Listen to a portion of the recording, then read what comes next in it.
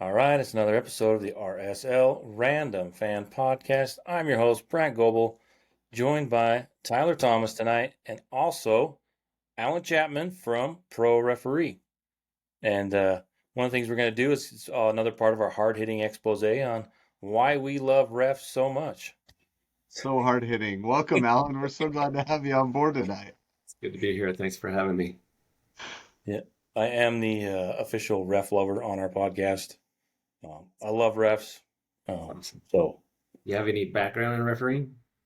Just church ball, and Okay. so I would volunteer to go do church ball, and we were involved with a little rec league here for a while, and I Okay. love doing that. But Good. I But don't Brent think always people. he always fouled me out of the games, Alan. He purposely picked games I was That playing tells me a in, lot about you, Tyler. It and it tells me. fouled me out. Don't hack. Don't hack. So Move your anyway, feet. Move your feet. yeah, Exactly. no hands, Exactly. no hands. No, I'm a center back. I'd rather hit him with my body, right? Back in the Generation. day. But Alan, tell us a little bit about like how you came to refereeing, if you don't mind. Like we know you're a player and that you had a pretty good career in playing, but like how did that whole thing come about? Yeah, it was. So the shortest story is one of my buddies that I was playing with in Arizona was starting a club, and in doing so, he needed some officials, some referees, and he offered to pay for several of the guys we played with to get certified. And so I was like, all right, I'll look into this, and went to a clinic, got the laws of the game, which I had never really read as a player or as a coach.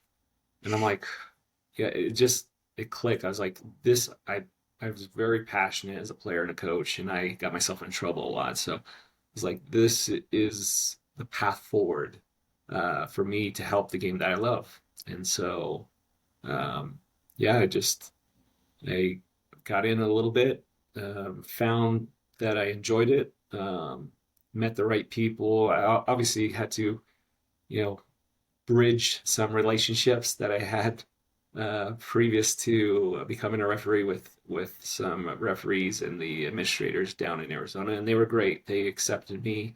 They knew it wasn't personal, and I was just very passionate. So, and they helped me. They guided me. Had great friends, coming up, refereeing together, and then I just happened to go to a youth tournament, youth regionals in Aurora, Colorado, and Kevin Stott, who you should know, was the head mentor for the tournament. Um, he saw me. He liked what he saw. He talked to the administrators, and it just took off from there. So yeah, Oh, nice. So Kevin Stott got you your first real break, huh? yeah. Well, you got to be seen by the right people that know people, and he was the right person. So Nice, nice. That's good to hear. Before we get too far, you just had mentioned you played soccer and had a storied career, I'm sure. But one of the reasons I like to ask this question is like, are you a soccer fan? And you've already said you are a fan of the game. I was reading an article, some information about Ted Uncle, who recently retired, and he brought it up that he wasn't a soccer fan. He was more of a baseball fan. So I found that really fascinating. So I like it's we've talked to other folks that are in the industry and being involved in the game at different levels changes the way they approach the game. So are you still a soccer fan? And do you have any teams you follow anywhere? I'm still a fan, not as much as I was. I've been around it so much, and as an official, you see the bad side sometimes of the game, and so it's nice for me personally to take a break because I'm so consumed with it during the season. Um, I, you know, I don't particularly follow one club. I enjoy watching U.S. players do well in Europe or other places. I'm a blue collar fan, a underdog fan. I like to see the upsets. I love to see, champions being humbled, especially, if they're that. that arrogant type, of club. So yeah, I don't know. It's uh it's a it's kind of transitioned through my life. I used to be a crazy sports fan, not just soccer, but all sports. And once you get a family and a wife, you're like you tend to calm down. I did, anyways. So I wanted that happy harmony, home. So I had to cut back on my passion for the sports. Yeah, how did that transition happen, Alan? I'd love to hear some insight on that. The transition from being a crazy sports fan to not so much. Yeah, yeah. I mean, you mentioned crazy. I mean, Yeah. do you have a good story from your playing days, Well, or? no, well, I've plenty of red cards. I got on referees plenty of time, especially when I did learn the laws. I was like, when they didn't apply the laws correctly, I was like, and I think that is the one thing that helped me as a player and a coach when I was transitioning. Once I knew the laws, to actually use that on the field actually kind of uh, helped me because the referees couldn't hide anymore. They like, this guy knows what he's talking about, type of thing. So um, no, I grew up in New Mexico, blue collar, small town. Didn't play on a club. Played high school soccer, played even high school football, basketball, baseball. So I played multiple sports. It's just that blue collar life where, we didn't have a lot going on and sports was, where our excitement was. So that was the beginning, is just being around it so much, and being beat down a lot when you're in a small town, when you're go to these big tournaments, we would go, I guess, big tournaments in Albuquerque or Las Cruces or some of these other, big cities in New Mexico. We got pummeled, but our team just fought, and it was just that mentality: never quit, never die. Just mentality. So that's where it came from. Nice. And New Mexico's a Oh, sorry. So how'd you end up in Arizona from New Mexico to Utah? So my my my wife, we were relocated to Arizona. Her job was relocated, so that's what moved us to Arizona. We were there for 13 years before we moved up here into Utah. So and New Mexico's a pretty big soccer state, right? Has a pretty good history. well, there's moments, they now have the USL club. I don't follow them very much. I've been away from New Mexico so much. They used to have the University of New Mexico, um, uh, The men's team got University. Yeah, they made it the to Lobos. the final. Yeah, I actually played for the head coach, Jeremy Fishbein, when he coached University of New Mexico. I played for him at Fort Lewis College, up in Durango, Colorado, for a year. So a little bit of ties there. So there's some quality. I wouldn't consider it a hotbed. I haven't been around. I can't make that determination anymore. But um, I'm only bringing it up because Trey Fitzgerald is from New Mexico as well. okay, So And there's Devin Sandoval, right? He played for RSL for a yeah, while. Devin. I know Devin. Yeah, I remember Okay, Devin. Yeah, we crossed paths quite a bit. Yeah. nice, nice. so what's the process? How do you become a professional ref? And maybe you've been an MLS pro ref since 2011, doing MLS games since 2011.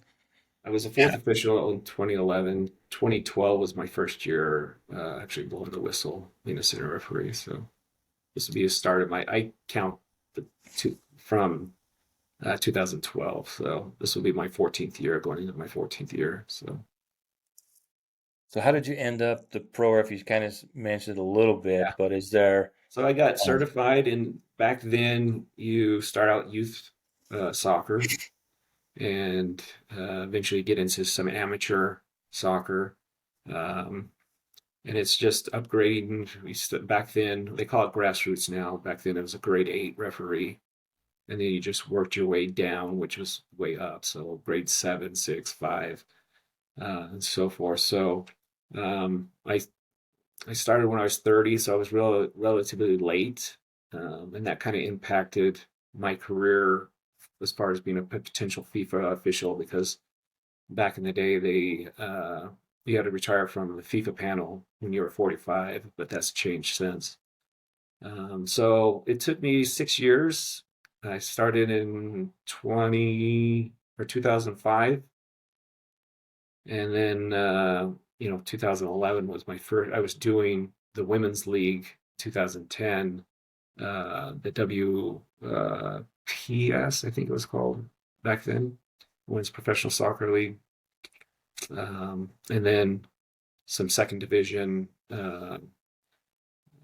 matches. So yeah, obviously you do some college too, which is separate. High school is separate, so it was just one of those where you have when you upgrade, you have to do a certain number of games, you have to do a certain number of assessments where an assessor comes out, and grades you and either approves your performance or not. So yeah, there's a lot of work behind the scenes, a lot of sacrifice, a lot of traveling to go do games. Uh, And is that hard, Alan? Because it seems like as a referee, like everybody has feedback for you, right? Like everybody's like, "Oh, that was not this, that was that," and like you got to go with what you saw, of course. But like, how is it when it's coming from like another referee? Is that different? You don't have to argue, or how does that kind of play out? oh, and we in our meetings we have pro has meetings once, twice a month, depending on the month, and we dissect some key match incidents. And yeah, we don't always agree. Oh, Uh, good. That's good to so, know. yeah, I think, and we've had moments where clubs have come, either general managers or coaches have come into our meetings and actually see, how our meetings go, and they're actually surprised at how we push each other to get better and try to be as consistent and top performing as we can. So it's not it's not like we're definitely don't well, there's that competition too, part of it where, we want to be on the next best game. And so, you know, yes, we push each other to be better, but there's also that competition part of it that's goes along with being in any profession. You want to be on the field, it's like the players that are starters, the ones that are on the bench, they want to be on the field, so on and so forth. So, um, yeah, we hash things out quite well, and we sometimes we have to agree to disagree. Well, Yeah. with that in mind, do you have like a least favorite rule then? Like a least favorite thing that you feel like you have to call, but you really don't want to? And Is there Tyler's anything hoping you like say that? handball. No, That no, was in my I want the long range distance shot where the guy ducks to not like He's if still somebody he's still scores mad about that from the call. long offside. distance, I'm like, Yes. no, that's the best part of soccer. Like, Yeah. don't take it away. I don't care what the guy did and if he It's was a great offside. I don't goal. know. Yeah, the goalkeeper is not even going to save it. Right, Yeah. right, yeah. Oh, but Yeah, anyway, do you have a least I'm with you on that. I'm a purist. I like the game to flow. I like to see goals. Obviously, we want to protect players. We want to protect the game. We also want to let the game entertain. We want to see fans out there enjoying themselves. We want to see players enjoying themselves. So and you know demonstrating their skills that um, that they have. So yeah, I'm with you. The offside, that one, the interfering, like if in doubt, just allow the goal. That's um, unless there's clear I'm with you on that. That's unless great. there's clear impact. Handball is always going to be it's always changing. The interpretation of what's a handball, what's not. Uh, Right? From when you were a kid, it was like if it touched your hand, ref was like, you know, but which now was it's wrong. like Which was nothing's a wrong. handball. Those are just officials that thought they understood the interpretation of a handball, and they're like, anytime it hits it, it's a handball. But I would like to see the handball where there's clear impact. Sometimes a player goes to the ground to brace themselves, right? And it's natural to kind of brace your fall. Um, but if a player who's playing the ball, say they're slotting it across the goal mouth and there's no one there, right? Maybe there's defenders. Like, why are we giving them a free shot on goal? Yeah. When it's going to a defender or, those type of things. That just kind of bothers me. So I would like to include impact in a handball. Like, is that shot on goal? Is that pass going to go to someone? Obviously taking consideration if is it natural or is it deliberate? All these things come into Yeah, play. yeah. Tell us a little bit about that. Talk, if you don't mind, talk a little bit about the natural versus deliberate because, man, when I play soccer, my hands are all over the place. Yeah. Not over my head, but Mhm. I'm a big dude, so I'm always moving my arms to help Sure. balance me and stuff. But I'm old now, but like these, like it seems normal to me, but they're like, nah, that's clearly outside of normal. So I don't know I how. think that's where the impact. I think players see things a little bit different than referees. As a former player, I'm one like I use some common sense. There's the ones obviously you say your teammate goes to clear the ball and your arms are above your head, right? So it's unnatural, but your teammate's trying to clear it and it hits your hand. Like, why would he handle a ball that teammate's trying to clear? So a little Right. bit of common sense.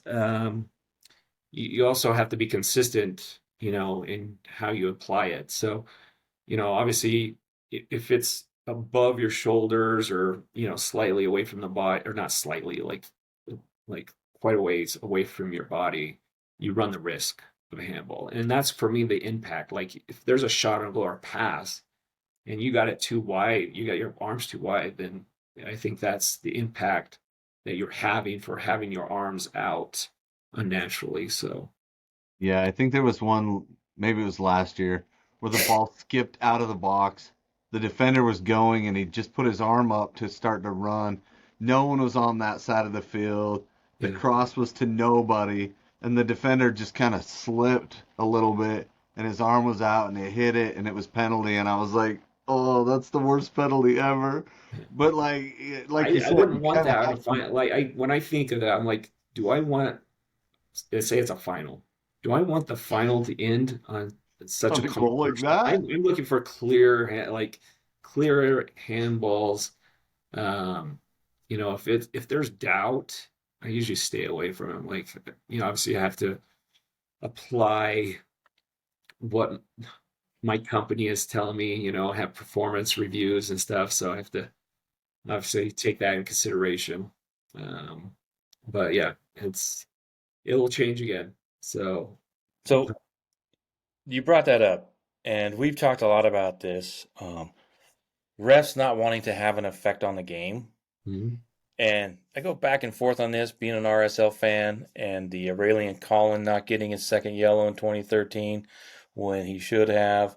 But the ref probably didn't want to have an effect on the game. But by choosing not to have an effect on the game, he had an effect on the game. And I know it's a fine line, but where, any thoughts on that kind of where that direction? Like, can you You want, yeah, defer yeah. The too much? second yellows have to be clearer. I think most people accept, uh, not most, I think generally most people want two teams to play 11v11, right? And if you have someone that's on a yellow, you know, you you need to make sure you're stone cold on a second yellow. And sometimes players put themselves in situations that you know they they run the risk of the second yellow, and you have to take. For me, it's context of the whole match. As far as applying the laws consistently, fairly for both teams. Whether you decide to manage a situation where it's gray, or you have a gray decision between yellow and red. Where's the game at? Is the game at a you know kind of a heated situation where I need to bring this game, more under control, or is it everyone's playing and everyone's respecting the game, and now I have an orange card, and I'm like, okay, yellow, yellow's the way to go. Yeah, I most officials I would say are timid on bringing the second, but the good ones I think understand when it's needed and when it's not. So when They're, are you're you going to give somebody a? everyone's not everyone's gonna be happy with your decisions. Well, we Uh, were joking around a little bit ago on the podcast. We were talking about when somebody's going to actually make a name for themselves and give a second yellow to a goalkeeper for time wasting a second time in a match. Like that's one of those things, like you're saying, like, come oh on, yeah, just kick the ball, man. Like or the we're set pausing time. or the 6 second rule.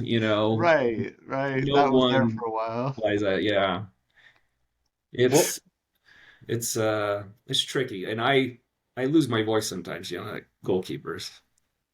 And well, I there's some practices that we've kind of gone to, obviously trying to talk to them on a dead ball, talking to the coaches, make sure they're aware that or defenders trying to help, you know, get a center back to help me work with the goalkeeper and so on and so forth. So there's a lot of management going into that. And to your point, maybe if someone just gives a second yellow, then the rest of the goalkeepers get, think twice when that official's refereeing their game. Yeah, word to get around real quick, wouldn't it? Yeah, yeah, yeah, we had a keeper, David Ochoa, who would love to get a yellow early in the game, and then he would he pretty much had free reign the rest of the game because yeah.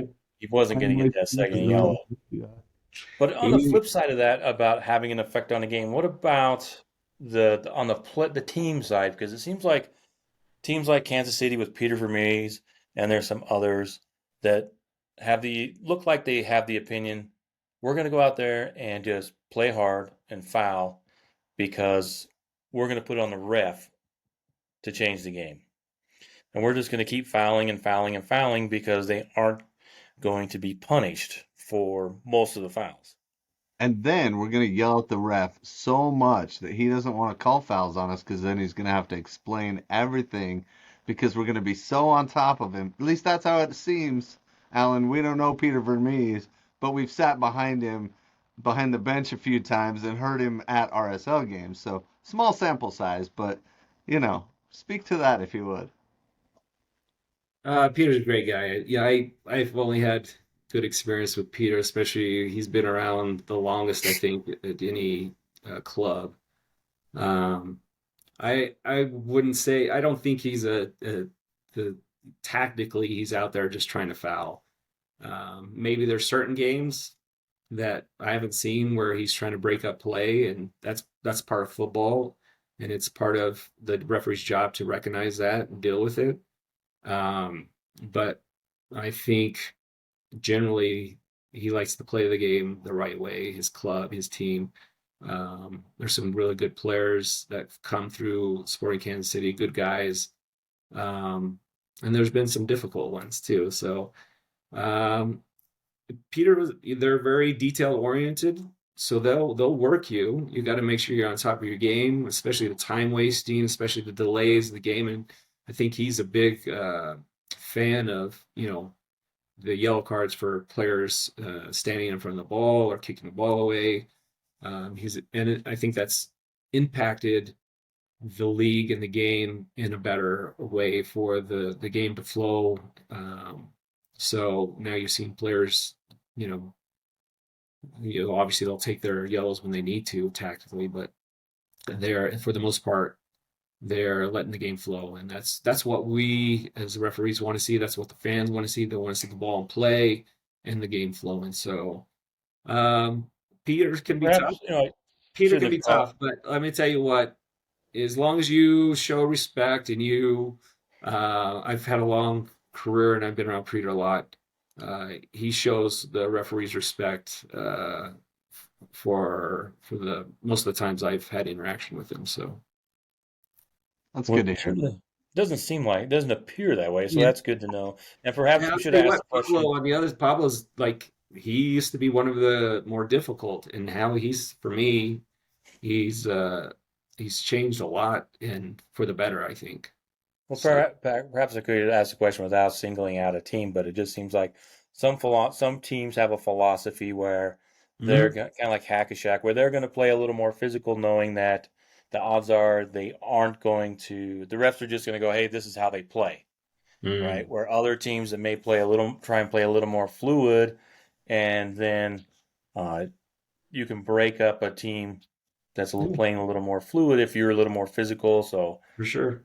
For sure. oh, That's, you don't see that with Inter Miami because the players respect Messi too much. But if I was a coach, that would be maybe one of my tactics. Hacking Messi. Um, yeah, but then the league's not going to be happy. The fans aren't going to be happy. He's not going to be happy. So you know, it's our job to recognize that the consistent fouling, and usually those are the teams that are struggling, that aren't in form, and then you have a team that maybe is in form or has some skills or some speeds, that they need to uh, kind of eliminate or try to slow down. So yeah, if you're doing your job right, you'll recognize that. I don't watch all the RSL games, so I can't speak to all the officials and how they handle those. Um, but yeah, it's part of well, the one of the game. things. Oh, go ahead, It Rick. happens. We just have to be on top of our game as referees. Yeah. I'll just say that one of the things that we've done with our podcast the last few years is try and keep track of how many games where an official hasn't had an actual impact on the outcome of the game, and they are incredibly few and far between. If Mhm. people would just take a step back and just kind of watch the game, and realize, it's not the refs aren't having that big of an impact, and I believe Major League Soccer and soccer refs in general are probably some of the better refs in all of sport. I mean, there's other sports where the refs, I think soccer refs are heads and tails above them in how they don't have an impact on the game.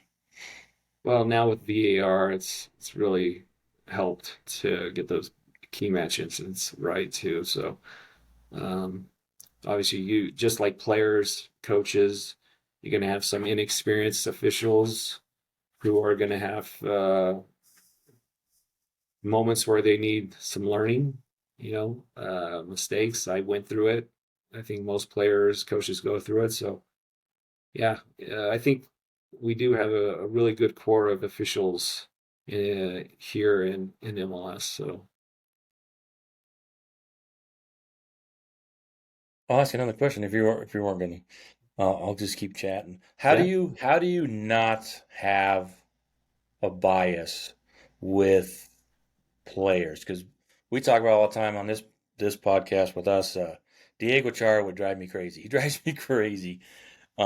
He seems like an incredibly nice guy, but Well, and he a couple seems of refs had early triggers on Kyle Beckerman like all the time. Second minute, yellow card, boom.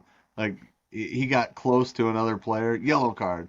So it seemed like there was, but those were the early days of MLS. That doesn't happen now, right, Alan?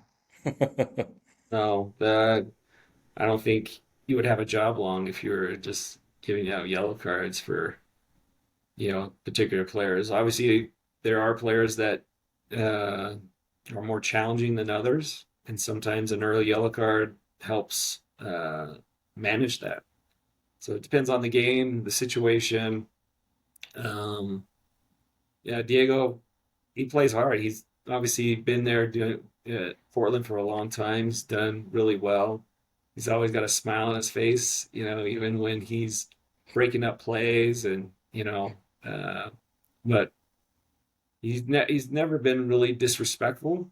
Kind of a quiet uh, assassin, if you want to call it. Just he with a smile, and doing his job, which is breaking up the play and so it's totally irrational on my part. It's just one of those players that just yeah, watch him. He's a great player. Probably yeah, want to have him on your team, but exactly. he Everyone uh, would he want him on it. seems to get away with more than almost any other player that I watch, and maybe that is because he's just a nice guy. Yeah, Yeah, we like we usually that include definitely notes for helps. I think your kids. attitude towards the officials, there's always gray decisions. So, if you are a good guy and you have a gray decision in a, like I said, game context, and talking to them is going to change their behavior, why not? We don't need to be flashing cars left and right. So, Yeah, we always try to include lessons for youth playing, just in case. There's like 10 youth that I'm sure listen to this podcast, so we try to throw in a little thing here and there, but that's good insight. Get up smiling and you're less likely to get yellow cards, right? help the player up, Respect the apologize. game, yeah. There's this little, nuances in the game where you can maybe change the referee's mind on, whether it was an accident, intentful, or whatever, like, hey, if you go apologize or help a player up, that shows a little bit more respect for the game, and maybe a referee changes his mind from giving you yellow cards to just warning you. Yeah. How does that work with dissent? Like, Alan, do you like have a line where you're like, okay, if someone talks about my mom, it's over. Like, where does that line happen?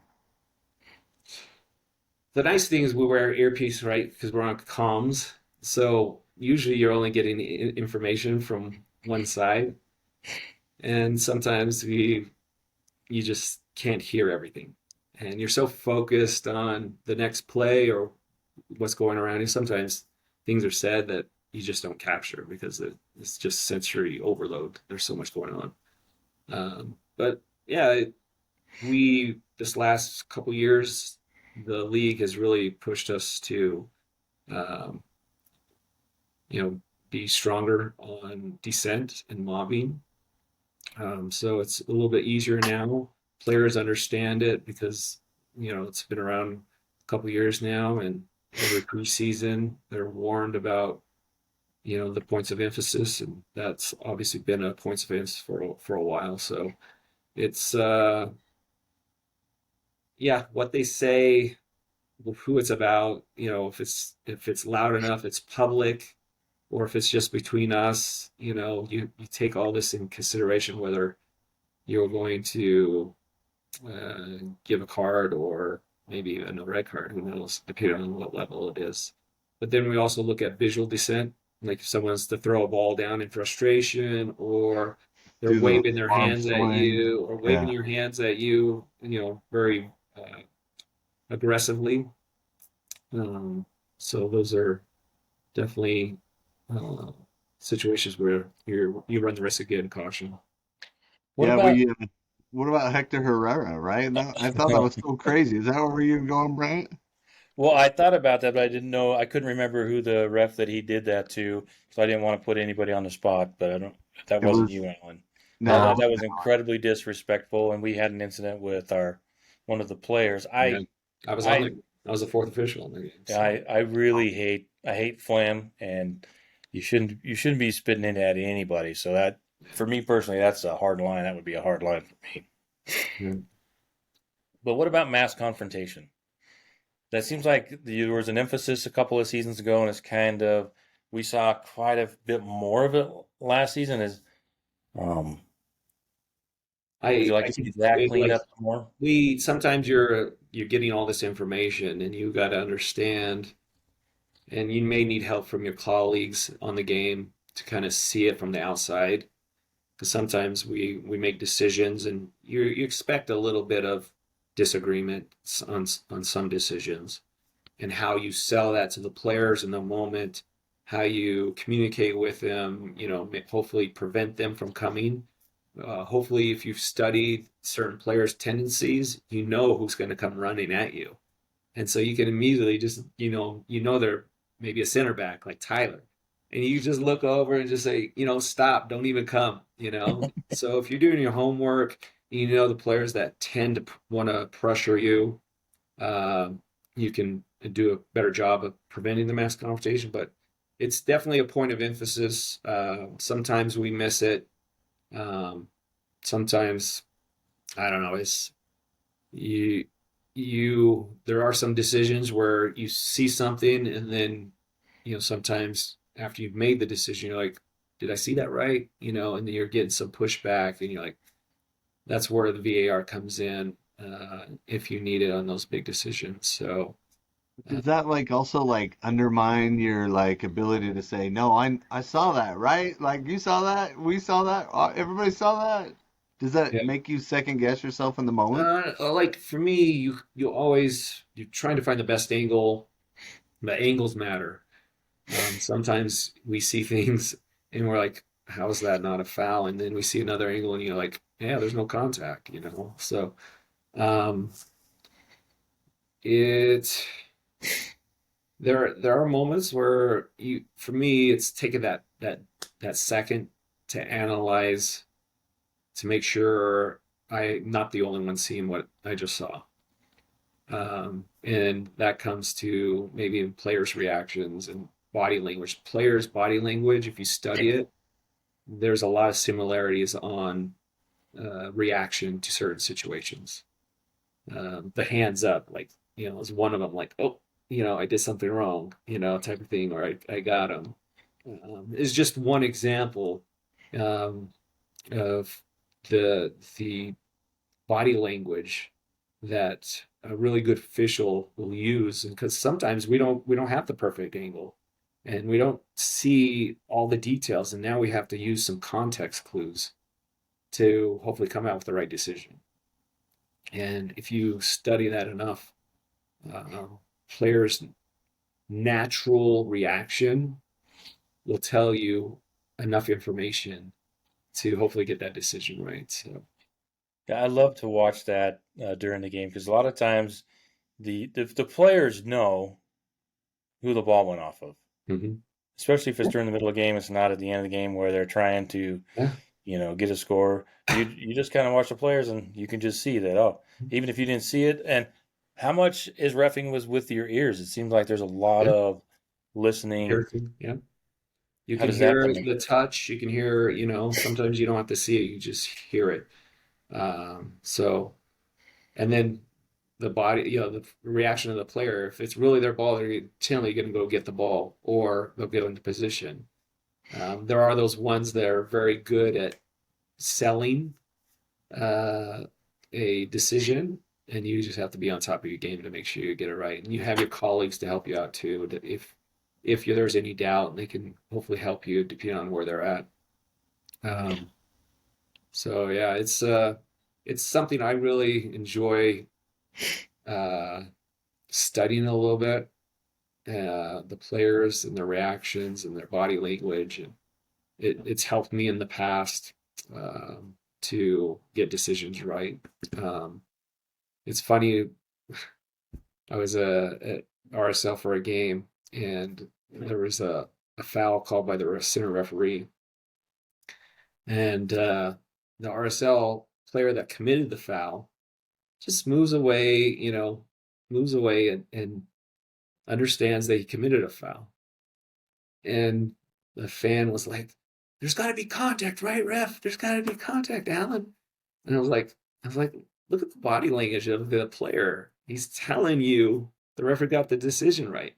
Maybe from where you're sitting, you don't see contact, but the player's body language and their reaction to things will kind of help you see things that you don't see from your angle or where you're sitting. So, So was that you, Tyler, yelling at me from behind? probably. Yeah. No, I haven't yelled at a game for a while. I mean, I yell at the TV a lot at home, which is way better, Then it only affects my immediate family, but So Yeah, no, at the games my I wife didn't try to be. like that very much. That's why I had to temper that passion No, a I little. used to be nuts. Like there was one game I almost ran on the field and like my brother grabbed my shoulder and he's like, "What are you doing?" And it was Mhm. a good thing I was there with my brother and he's like, "What are you gonna do when you get out there?" And I'm like, "Yeah, you're right. Nothing. Not gonna do lose your anything. rights to ever come to a I'm not game gonna like, again. tackle the ref. The game's over, dude. You're right. You're right. You're right." And after that, I was like, "Man, I gotta take this down a notch or two as a fan." So I try not to yell much anymore. Sometimes I'll yell at the goalie, a good joke or two, just to Mhm. try to get a chuckle out of him. one time we got Eddie Johnson to kind of grab his crotch at us one time, but that was my brother, not me. I didn't say what made Eddie Might upset, have to but edit this video, Brandt. So, are you surprised at how many people don't know the rules, whether that's players or especially fans? Because, I'm not an expert, but I don't even claim to be an expert, but I do appreciate how hard it is to do these jobs and like at the games, maybe just because I'm getting old, but usually I'll say, well, I'll just have to wait until I get home and see the replay and see if it's right because you don't especially at know. youth games, right? That's what I always say at youth games. I guess we'll watch the replay and we'll see, guys. But are you surprised at how many people don't know the rules, or do you have a favorite rule that people always kind of get wrong? I don't have a favorite, but I'm not surprised. I was one of those individuals coming up, as a player and a coach. I didn't know the laws, so I'm not surprised. So I take confidence in making my decisions and hearing the fans tell me how great a job I'm doing. I kind of thrive off it a little bit. That's the personality I have. Um, if you want to tell me how well I'm doing, uh, it I smile. I feed off of it. And I think just like an opposing player maybe would feed off, the away fans, like getting after them. That's how I take it. So it's fun. Um, Do you Obviously, have a I have VAR to give me factual information whether I got it right or wrong. So it's like it's yeah. And then you know I think like it's going back to the players. When you mess up. When you mess up. You can feel it. You can uh, you, you get enough from the players that you don't. The fans really doesn't impact you much. So We were talking to David Gerson from Refs Needs Love Too, whatever that okay. TikTok. I don't know if you've seen that. Uh-huh.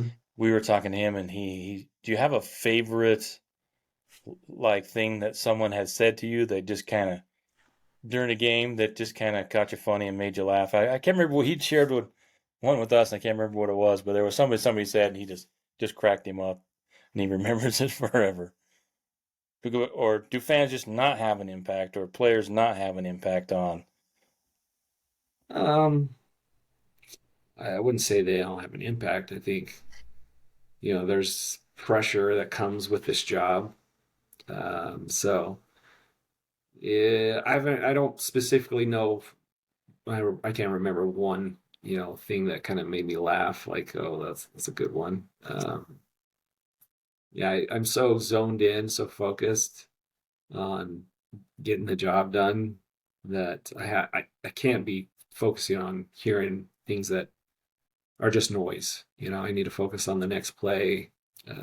So yeah, that's just the So way the fans' favorite chant, "Ref you," yeah. aren't doing so well.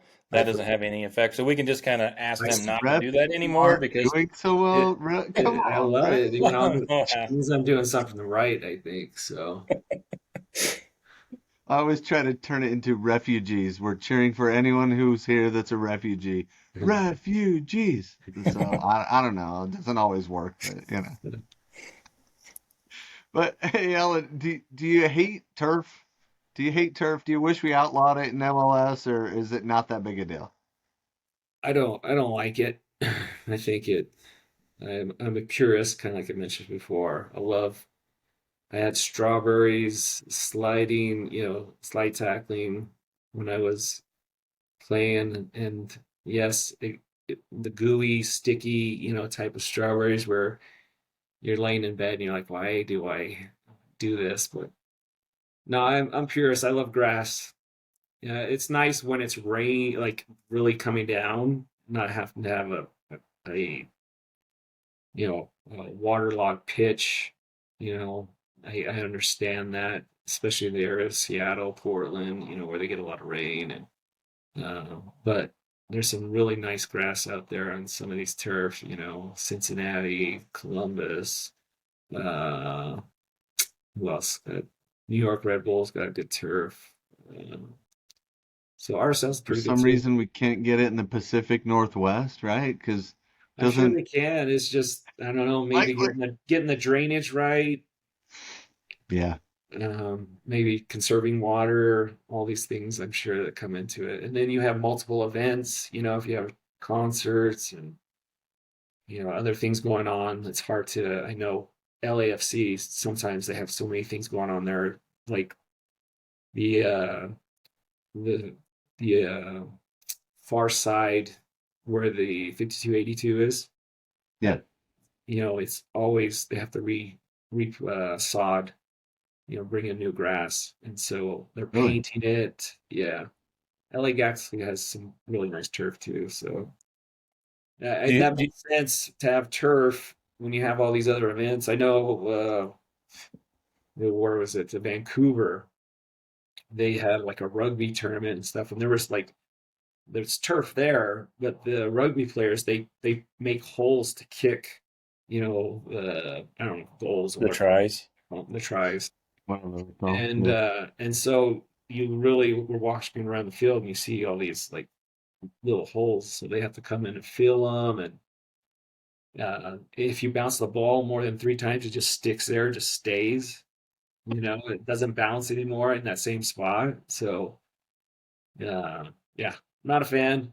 Wish it was all grass, but understand that those areas have challenges with whether it's weather or events and so on and so forth. So, Well, on that same note, Alan, we are a young soccer nation. Like, your generation of players hasn't really, I mean, they've played through, but then there's kind of that next generation, the kids of people that grew up playing the sport here.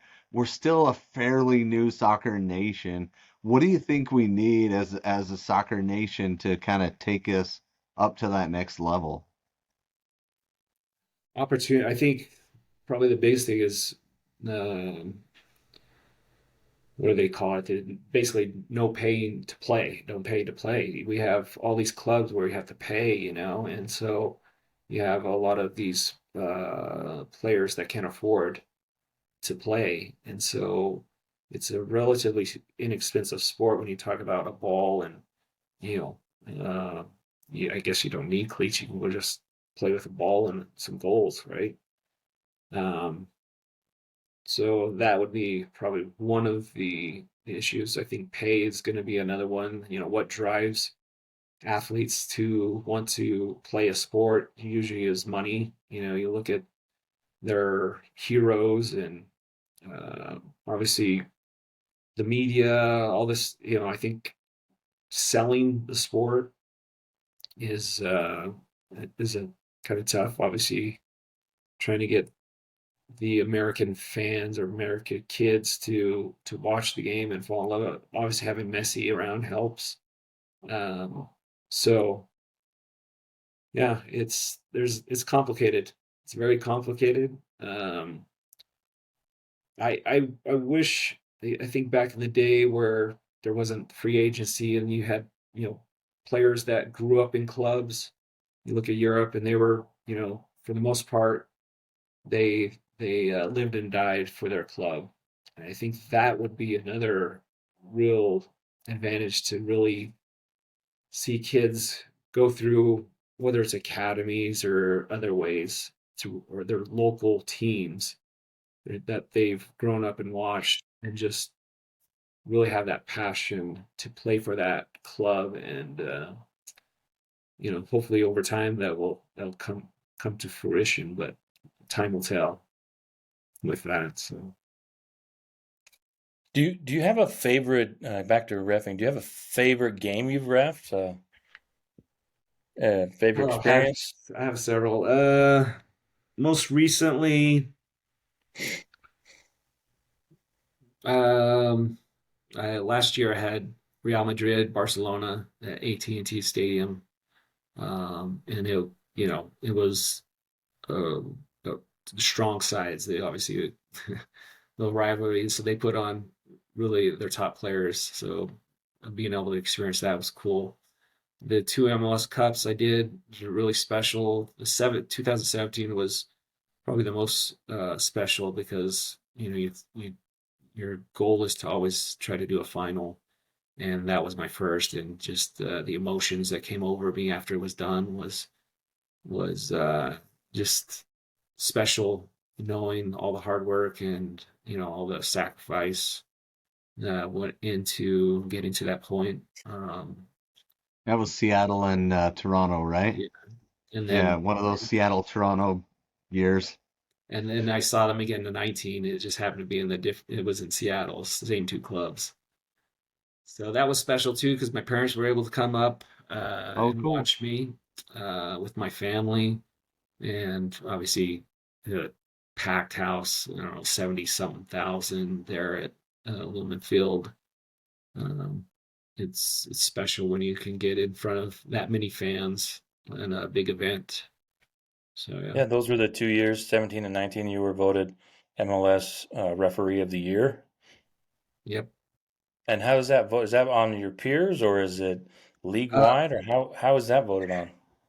it's voted by the media, players, and the coaching staffs. So yeah, no referee vote, just media, players, and the coaching That's staffs. a hard one to Congratulations. win then, isn't it? Yeah. It's pretty hard. Yeah, I was fortunate those 2 years. Those were some of the best moments. When you get that call that you've won the referee of the year, it's pretty cool. So let's talk about refereeing real quick, or however long it takes. There's a young man. Not forever. He's 22 years old. He's going to college, but he played soccer and he does some reffing. And I keep telling him, dude, keep going because maybe you could share how it's changed from 2011 or 12 when you started, how refereeing has changed, the league has changed. We've talked to players from the early part of Major League Soccer, and it's a totally different world now. And is it a full-time job? Can it be a full-time job for someone that wants to get started right now? And how would they do that? Yeah, I highly recommend, especially former players. I think we see the game differently than someone. Obviously, there's some officials that um, can advance their careers and not have played at a high level, that can make it to the highest level. But the feeling that you have on the field, I think that's what helped me. Like understanding players, their temperaments, and just seeing things that may become issues that you may have experienced as a player or you've seen it as a coach. So there's a career out there, and it's a full time job. Um, it's highly demanding as far as the physical work, the travel, but it's way better than you know going to an office. I think 8 to 5, as much as I'm sure that's draining and hard to do. And I've done it before. I was a full time referee, and being able to run around with some of the best athletes, best players in the world is, if you're not on the field playing against them, it's the next best thing. And being in those games that you mentioned that we talked about earlier, that's special. And I wish I would have only started younger, because starting at 30 kind of limited my the window that I had to maybe get to a World Cup or Olympics or whatever. So I would highly recommend players and coaches, to obviously get into it, but get mentors or people are surrounding you, or even other friends involved. Because I know coming up when I was doing youth, being able to referee with guys I enjoyed hanging around made it more enjoyable. And it's not just going out there and refereeing and making money. It's more, you have that social part that that you get. But then once you start climbing that ladder, then you get that competition, just like a player. You're competing to get that best game, the next game, get it, and potentially get a career out of it. So How would a person get on pros radar? So they're doing youth games. uh-huh. How do they get on the radar and get on a track that takes them to where you're at? So each state has an association, a referee association. So you have to get with them and get in contact with the administrators there and ask them, okay, what do I need to do? And this usually means getting involved with the referee academies. I know that Utah has a referee academy. You start to develop and learn, the laws, but also the interpretation, the considerations that you should be aware of, um, how to better, uh, manage games, all these things, like just improving your game, but then getting you to tournaments where you'll be seen by the right people. And that's what happened with me. Um, Going to youth regionals, there's a bunch of big tournaments out there throughout the United States where, there you'll be just refereeing. And if you get seen by the right people, your name will be passed on, and hopefully you'll get invited to tournaments, and as long as you keep striving to get better and get seen, go travel. You're gonna have to travel a little bit, outside the state. um, it's possible. It's exciting. If I could sell it, to more individuals, I would love to do that. It's Whether it's soccer, basketball, like just officiating it by itself is a fun career. You get a lot of travel, get to see places. Um, you accumulate a lot of miles that you can take your family on vacations, and not have to pay for them. You accumulate the hotel points, so there's a lot of perks. Um, there's the upgrade, there's the diamond status, there's a 360 status. So there's all these things that kind of make it more enjoyable once you get to that level. And I would also recommend to not stop playing. Like, I think, especially if you're 22 or something, like, I don't say just give up playing. Like, continue to play, but have refereeing there to kind of um, hopefully, if playing doesn't lead you into where you want to go, refereeing can do that for you. Are you concerned at all with how refs are treated, especially in the youth levels? We've spoken with, folks at UISA, and we lose a lot of great young refs, before they even get a chance to really have an impact with 14, 15, 16 years old, and they're just like, I just can't take any more abuse. I'm done. This isn't worth it. Yeah, and even Dunny, when we had him on, he was like, "Look, I went and sat with the refs for a while. I tried to walk a little bit in their shoes and see what they were all about. And now then I go to my son's, youth game, and we had a connection there too, because one of my coaches coaches with one of his teams, one of his kids. And Okay. anyway, so we had him on, and he was talking about that. He's like, I say nothing at those games. He's like, it's not my place, and it's most of the parents not their place either. No, there's definitely concern. I think Utah Youth has done a great job of no tolerance and giving their referees the ability to, you know, terminate a game if they have to, or get rid of, fans if they have to. So I think Utah's done a great job.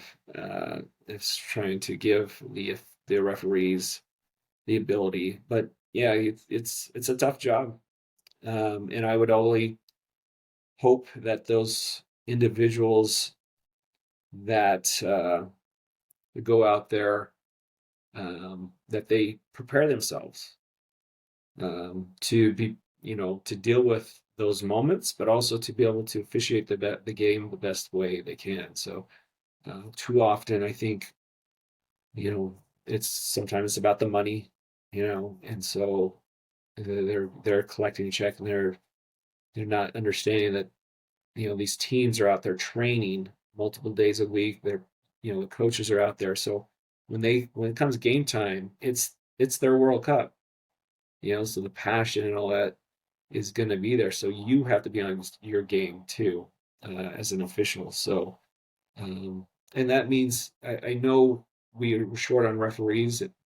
Um, so, sometimes you have to limit how many games you do, because if you're overdoing it, you're going to be fatigued, you're going to be tired, you're not going to be servicing the game like it needs to be serviced.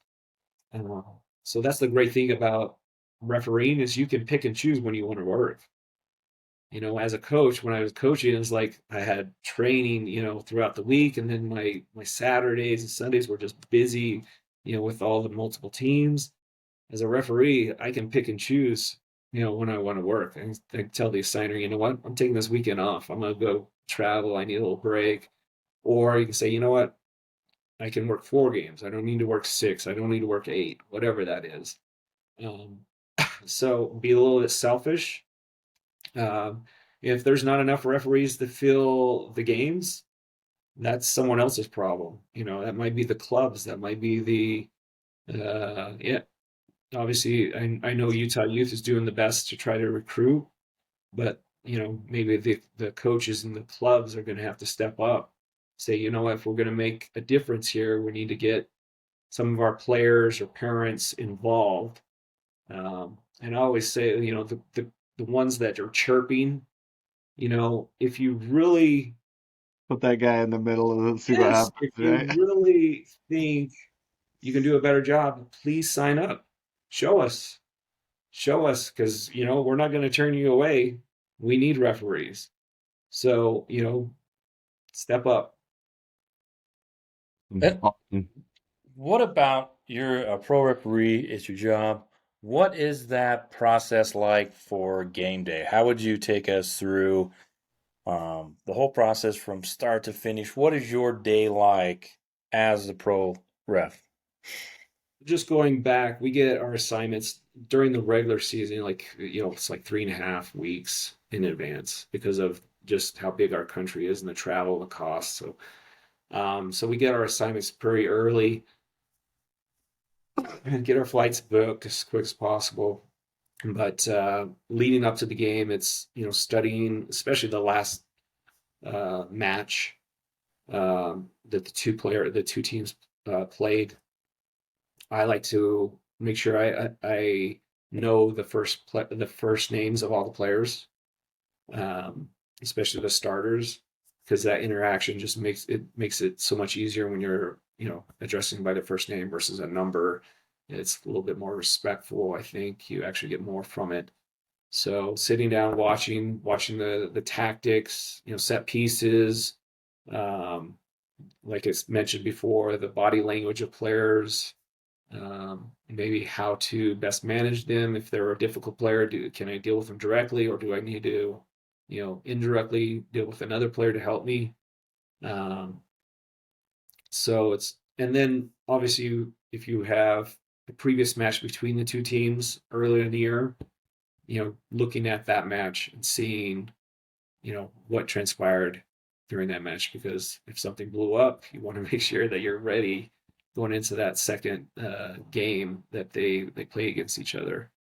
And then we fly in the day before, um, try to arrive at a decent hour, because we usually have a game prep workout that we do the day before a match, um, and get in at a decent hour so we can hit the hotel gym, just to get our bodies flushed out from the flight, but also prepare for the next day. So, Um, Alan, like, kind of jumping in on you, I want you to continue, but I met you in person and you're a very fit guy. So that's another side benefit of being a pro yeah, referee, right? Is you get you paid gotta to stay stay fit fit. instead of Right. paying Well, someone, paying a gym to keep you fit.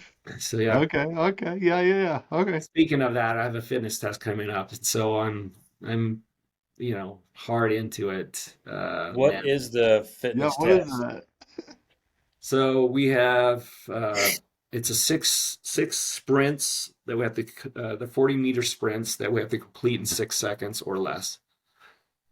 And so you're in a group of 5 or 6 officials, and we have these gates electronic gates that to make sure that you complete it in a timely manner. You have 7 opportunities to complete past 6 of those sprints. If you fail 2 of them, you're done. Your fitness test is a fail.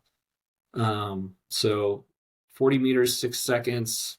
This is for referees. It's a little bit different for assistant referees. There's a little recovery time, and then we get into an interval test where we run 75 meters in 15 seconds. And then we have 18 seconds to cover 25 meters. So, you're talking 100 meters intervals. And then you do that 40 times. And there's gates after your, 75 meter hard run, sprint, whatever you want to call it. Your foot has to be in that gate in order for you to be considered to pass that interval. So if you have 2 warnings, if after 2 warnings you don't complete, you're done. So yeah, 40 intervals of that, and that's the fitness test. Are you done for the year, or you No, have to? they'll give you one more, depending on if you get injured during it, then you might have 2 opportunities. If you uh, technically the collective bargaining agreement, if you fail one, I believe if you fail a second time, you could be done, depending on the situation. So yeah, Wait, wasn't there a guy named like Petriku or that was just a big dude? Was he passing that test the whole time? uh, Or was it uh, different back then? you're talking about Silvio Petrescu. Silvio Petrescu, that's right. Right. Yeah. I love Silvio. Yeah, he's fit Yeah, for a big guy. yeah. He was fit. Okay. Yeah. Okay, cool. I thought you were going to talk about like Alex Bruce. I don't remember if you Alex Bruce, but Oh the yeah. fitness test back then was totally different than it is now. And I don't think they probably had a blind eye to how fast he ran, but no, Sylvia was Now fit. it's electronic and Yeah, you can't get away from it, right? Okay. right. But Silvio can do it. He can hit Yeah, those. that guy Okay. he move. All right. So going back to just finish up on my game day. Yeah. The next morning, just relaxing, maybe watching some. I love to watch some English Premier League Saturday morning. Get up wherever I'm at, just kind of get in the mood, the flow of decision making and just thought process and thinking through the match. I love the flow of the English Premier League, and I'm like, if we can just get the excitement like that at our match that night, that's the goal. Let the game flow if we can. But yeah, then we usually meet up for lunch as a crew, then have a discussion, and then we get to the stadium either 2 hours or an hour and a half before the match. And then we do a field inspection, make sure the goals and the field is met the requirements.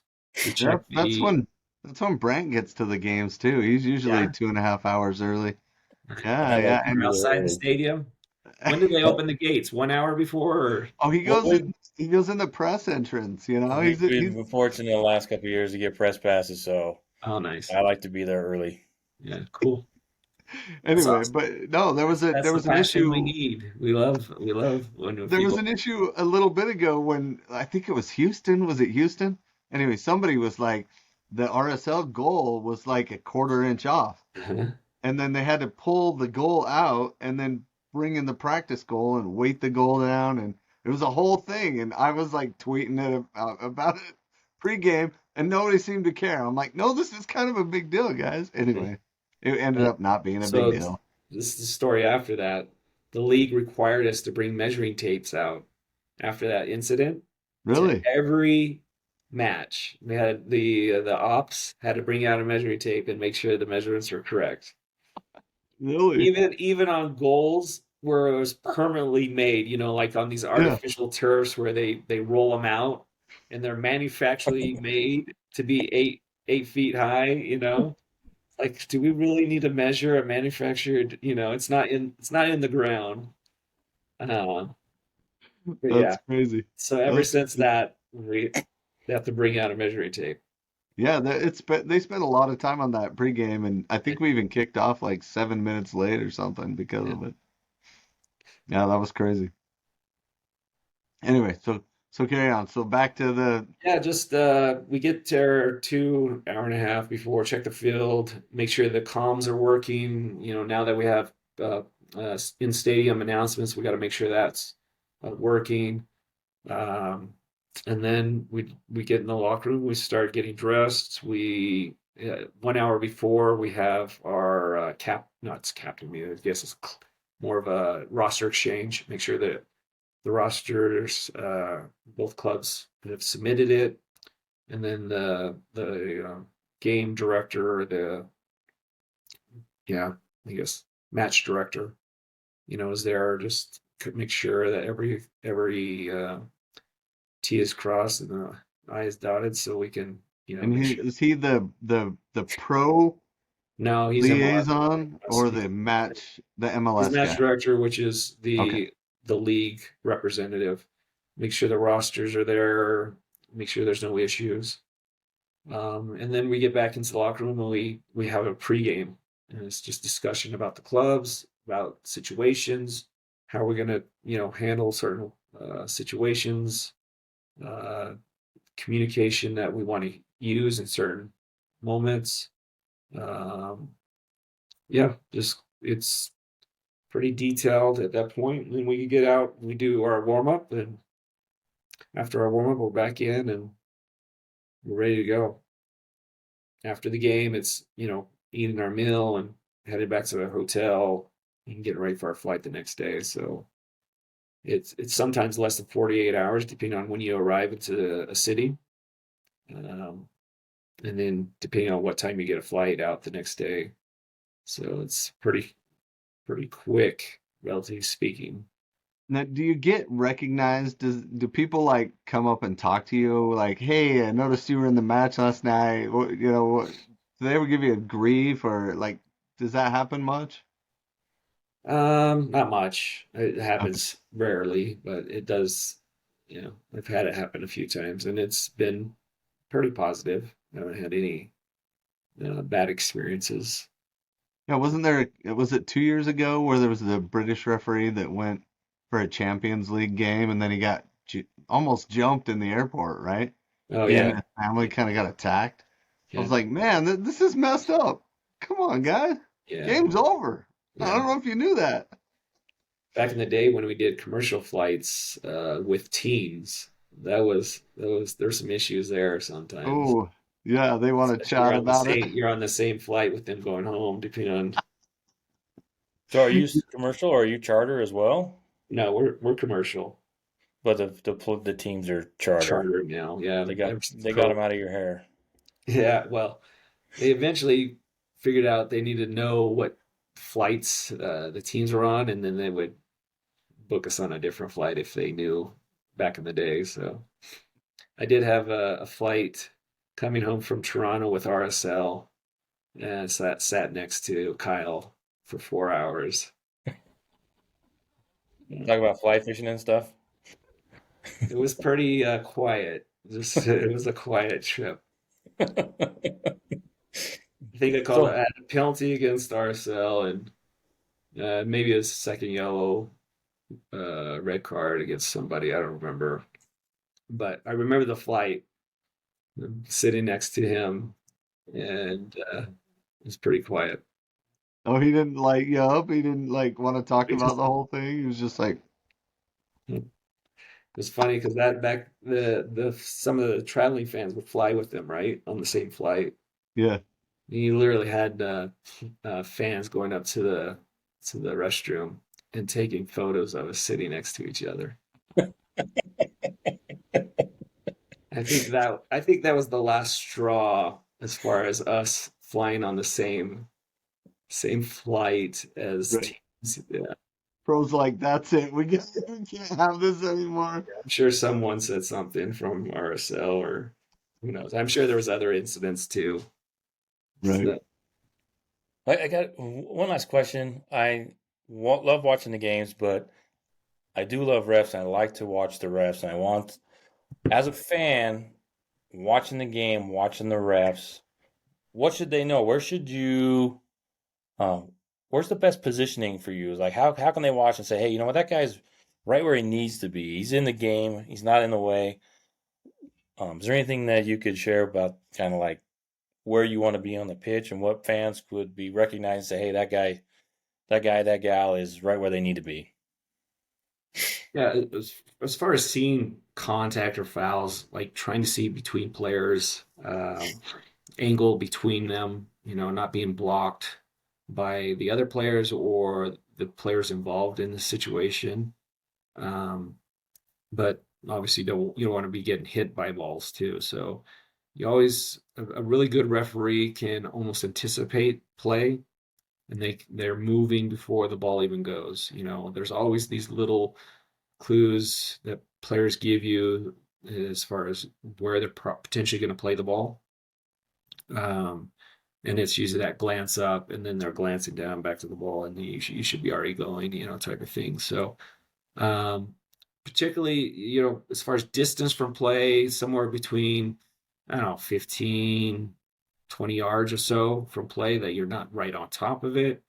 There are moments where you want to get tighter just to use your voice or your presence to diffuse potential situations. So if they get in tighter, usually we have some areas around the technical area where things can get, if you have a flash point, we call it flash point, where you're there versus arriving, later and not being able to diffuse something. So, but you also, you know, you want to be in the camera shot. If you're watching on TV and you don't see a referee, um, you know, that can be an issue. But I don't particularly like officials that are so thinking that, oh, I got to be in the camera and not worrying about what's happening in front of them. Like they're so concerned about appearance and all these things, which is just fine. But ultimately, just being close enough to play to see between the players and see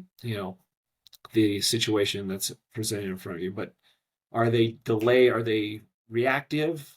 If they're reactive, then they're behind play. If they're proactive and they're reading the play and getting there before the ball arrives, that's ultimately a really good official, um, as far as position. And usually we work obviously with our assistant referees, and having them in our view is helpful. So usually we have a diagonal where we run, from left to right, or we always want to have our assistant referee, the lead, if plays going towards one goal, the lead assistant referee in our view. So that's also important to try to keep the players between the assistant referee and yourself is generally a good practice. It's not always uh, necessary, but generally that's a good practice as far as uh, positioning for referees. And then my last question is there a best place on the field to really get away with a foul? Is it the Very, opposite very, end of very the good line of question. the ARs, right? So Is that yeah, it's going to opposite corner? be in that corner, probably where the assistant referee is not. So the Yeah. So referee, the right backs are much more likely to get away with or a stuff like forward that. going into that space with whether it's a center back or something like that, right? Especially the holding, and depending on where they're, potentially holding. Like if they're holding up front, in front, I'm not going to be able to see that from behind. So yeah, that would be probably the area I would say is more challenging. Good advice, Tyler. Good advice. And Hey, I'm here for 'em.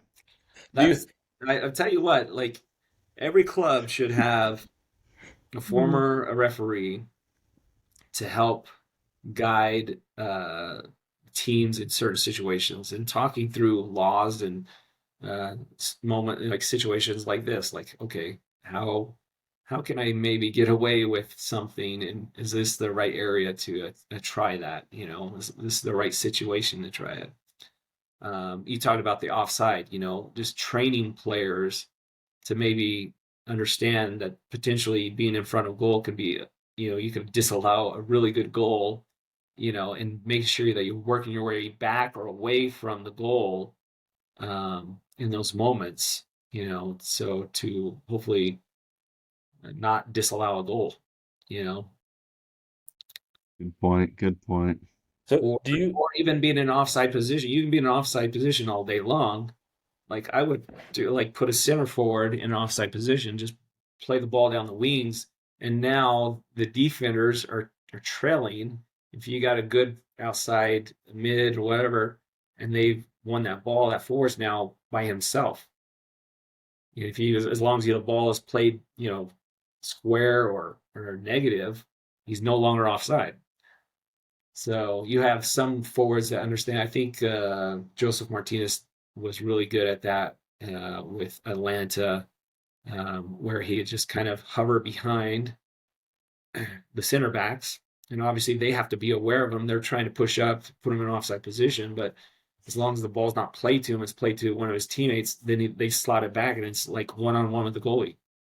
So Yeah, the way that rule changed from when you were a kid growing up, right? yeah, everything was offside. Like you were just in offside position, flag. Yeah. Last question for me. Do you have a favorite ref? Is there anybody that really stands out that you want to model yourself after, or someone that had an effect on you? Howard was probably one of those officials, Howard Webb. Obviously, watching English Premier League and just the way he managed games and players.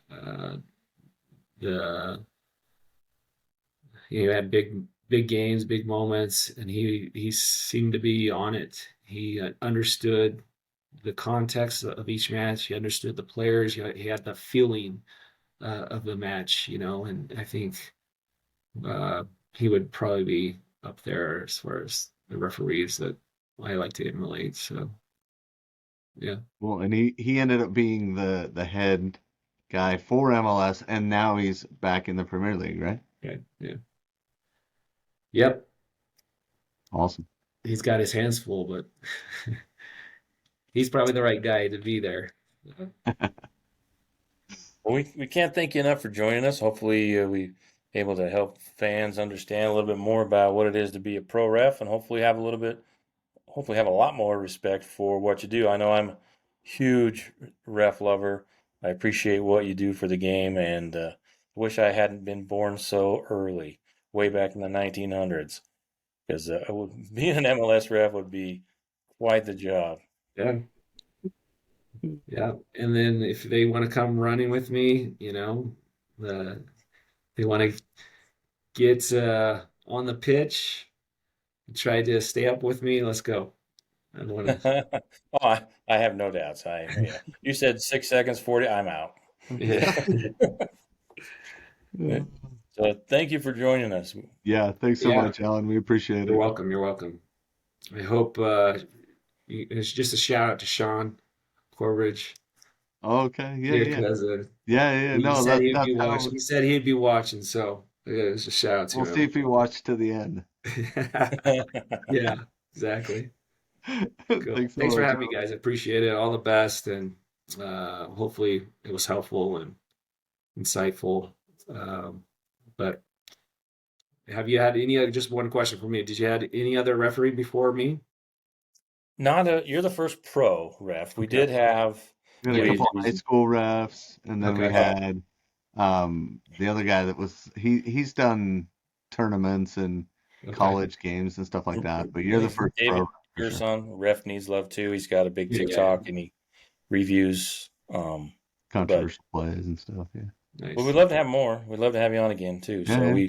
Well, I could probably help you out if there's one specific, like, there's probably some really good ones that you probably might want to get on eventually. So, Nice. especially World Cup officials. yeah, yeah. If you can help us with that, that'd be Yeah, we'll awesome. get LFAT on. That'd be If awesome. that, or we get Pinzo Tori on here, like that would be cool. That'd So, be really cool. Yeah, yeah, thanks so much. cool, man. You guys have a good night.